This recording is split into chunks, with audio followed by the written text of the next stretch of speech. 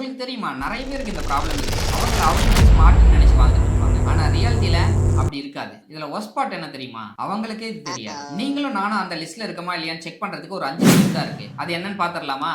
This is ரீட்ரே channel. நான் உங்க ஜவஹர். வாங்க வீடியோக்குள்ள போகலாம். First over confidence. நான் எப்பவுமே கரெக்ட் தான் அப்படின்னு சொல்ற மைண்ட் செட். டிஸ்கஷனா இருந்தாலும் ஆர்குமெண்டா இருந்தாலும் நான் சொல்றதுதான் கரெக்ட் அப்படின்ற மைண்ட் செட்ல இருப்பாங்க. இதுக்கு பேர் கான்ஃபிடன்ஸ் கிடையாது. Over confidence drop. ஒரு ரியல் இன்டெலிஜென்ட் பர்சன் என்ன பண்ணுவாங்க தெரியுமா? ஒரு எக்ஸாம்பிளோட பாத்திரலாமா? ஒரு பென்சிலை வச்சு ஒரு கோடு போடுறீங்கனாலும் அந்த கோடு நேரா தான் வரும் அப்படின்றது ஒரு அவசியம் இல்ல. அந்த கோடு நீங்க நினைச்ச இடத்துல போய் முடியணும் அப்படின்றதும் அவசியம் கிடையாது. நடுவுலயே அந்த பென்சிலோட டிப் உடைஞ்சு கூட போகலாம். அந்த மாதிரி எந்த ஒரு இன்சிடென்ட்டுக்குமே நிறைய ப்ராபபிலிட்டிஸும் பாசிபிலிட்டிஸும் இருக்கு. சம்டைம்ஸ் நீங்க அக்செப்ட் பண்ணி தான் ஆகணும். மேபி நான் தப்பா கூட இருக்கலாம் அப்படின்னு. ஒரு தடவை டபுள் செக் பண்ணிக்கலாம் அப்படின்னு சொல்றது மூலியமா உங்களை யாரும் குறைச்சி மதிப்பிட போறது இல்ல. உங்களை நீங்க நம்பலாம், ஆனா அது குருட்டுத்தனமா இருக்க கூடாது. The second thing, rigid thinking. ஒருத்தர் எவிடன்ஸே எடுத்து வச்சு உங்களுக்கு ப்ரூவ் பண்ண ட்ரை பண்ணா அதை கூட உங்களால அக்செப்ட் பண்ணிக்க முடியலன்னா அது இன்டெலிஜென்ஸ் கிடையாது, அது ஒரு ஈகோ. நீங்க லைஃப்ல எவால்வ் ஆகணும்னா உங்க மைண்ட் ரொம்ப ஃபிளெக்சிபிளா இருக்கணும். நீங்க ஸ்ட்ராங்கான ஒப்பீனியன்ஸ் வைக்கிறீங்கன்றதுக்காக நீங்க ஸ்ட்ராங்கான பர்சன் கிடையாது. ஒப்பீனியன்ஸ்ல தப்பு இருக்குன்னு தெரிஞ்சா அதை திருத்திக்க தெரிஞ்சவன் தான் ஸ்ட்ராங்கான பர்சன். தேர்ட் திங்,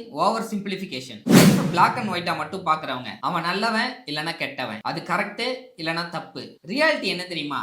லைஃப்ல ஒயிட் அண்ட் பிளாக் அது மட்டுமே கிடையாது, எல்லாமே கிரே தான். நீ ஒரு ப்ராப்ளம் புரிஞ்சிக்காம எஸ்கேப் ஆகிறதுக்கு தான் இந்த ஒயிட் அண்ட் பிளாக் மெத்தடை யூஸ் பண்ணுவேன். சோ இங்க கண்டிப்பா கிரே ஏரியாவும் இருக்குன்றத புரிஞ்சுக்கிட்டனா லைஃப் ரொம்பவே சிம்பிள் ஆயிடும். Fourth thing, lack of curiosity. Question கேட்க பயப்படுற பிரைன்ஸ் வில் நெவர் grow அப்படின்னு சொல்லுவாங்க. எந்த ஒரு சிச்சுவேஷன்லயும் எந்த ஒரு இன்சிடென்ட்லயும் எப்படி நடக்குது எதனால நடக்குது அப்படின்னு சொல்லி क्वेश्चन கேட்காம இருந்தீங்கன்னா உங்களுக்கு அந்த சிச்சுவேஷன்ல இருந்து எதுவுமே கிடைக்க போறது இல்ல. Fifth thing, blaming others. பொதுவா நிறைய பேர் இந்த ஃபெயிலியர் வந்தா என்ன பண்ணுவாங்க? அந்த சிச்சுவேஷனை ப்ளேம் பண்ணுவாங்க. ஆனா ஒரு இன்டெலிஜென்ட்டான பர்சன் என்ன பண்ணுவாங்க? இந்த மாதிரி நடந்ததுல என்னோட மிஸ்டேக் என்ன அப்படின்றத செக் பண்ணி அதை ரெக்டிஃபை பண்ணி அதை ஃபிக்ஸ் பண்ண ட்ரை பண்ணுவாங்க. ஒரு பர்சனையோ ஒரு சிச்சுவேஷனையோ ப்ளேம் பண்றது ஈஸி, பட் இம்ப்ரூவ் பண்றதா ரொம்ப கஷ்டம். அங்கதான் நம்மளோட இன்டெலிஜென்ஸை காட்டணும். நீங்க ஒரு ஸ்மார்ட்டான பர்சன் அப்படின்றது நீங்க எவ்வளவு தெரிஞ்சு வச்சிருக்கீங்கன்றதுல இல்ல, நீங்க தெரிஞ்சு வச்சிருக்கிறத எப்படி யூஸ் பண்றீங்கன்றதுல தான் இருக்கு. சிச்சுவேஷனுக்கு அடாப்ட் ஆகி சேஞ்ச் ஆக தெரியணும். உங்களை நீங்களே கொஸ்டின் பண்ணி அதுல இருந்து எவால்வ் ஆகி வர தெரிஞ்சிருக்கணும். நீங்க எப்பயுமே இன்னொருத்தருக்கு ஸ்மார்ட்னு ப்ரூவ் பண்ண ட்ரை பண்ணாதீங்க. எல்லா விஷயத்துல இருந்து லேர்ன் பண்ண கத்துக்கோங்க. அதுதான் ஷோ பண்ணும் நீங்க ஸ்மார்ட்டான பர்சன் மத்தவங்களுக்கு. இந்த 5 பாயிண்ட்ல